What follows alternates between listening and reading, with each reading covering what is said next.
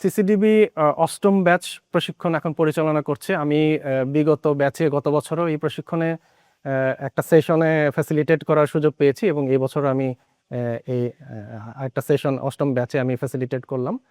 তো আমার কাছে মনে হয়েছে যে এইখানে এটা একটা ডাইভার্সিফাইড গ্রুপ। এখানে যারা অংশগ্রহণ করেন তারা সবাই প্রফেশনাল, একেবারে বিশ্ববিদ্যালয়ের গবেষক থেকে রিসার্চার থেকে শুরু করে বিভিন্ন সেক্টরে উন্নয়ন সেক্টরে যারা প্র্যাকটিস করছেন, যারা সরাসরি কমিউনিটি নিয়ে কাজ করেন তারাও যেমন আছেন, আবার যারা প্ল্যানিংয়ের সাথে ইনভলভ তারাও আছেন।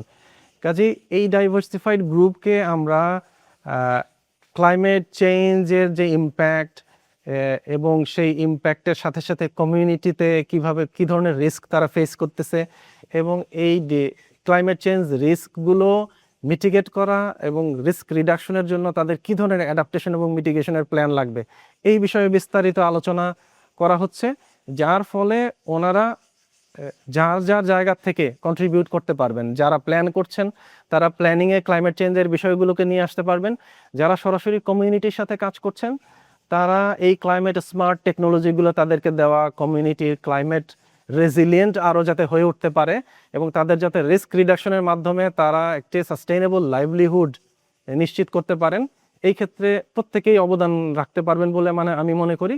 এবং যেহেতু অনেক ইন্টারাকশন এবং বাস্তব যে বিষয়গুলো নিয়ে বিভিন্ন সেক্টরের এক্সপার্টদেরকে এনে তাদেরকে ট্রেনিং দেওয়া হচ্ছে, আমি মনে করি এটা খুবই ফলপ্রসূ এবং ভবিষ্যতে অনেক বেশি কার্যকর ভূমিকা পালন করবে এই ট্রেনিং।